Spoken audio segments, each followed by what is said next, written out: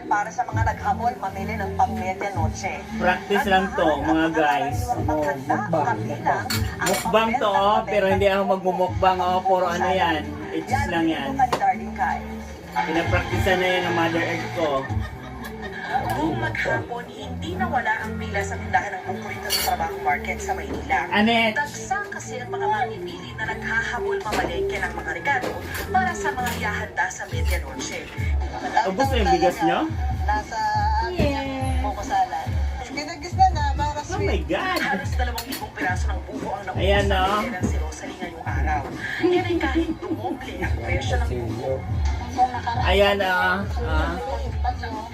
mukbang to, mukbang daw. Practice. Okay, ano ba tayo magagawin? Talaga, Pero hinahinay lang to kasi hindi tayo sanay sa mukbang, oh. para pagkasya namin. Yee. Dati medyo marami, mga 5. Sige, wala na yung landa.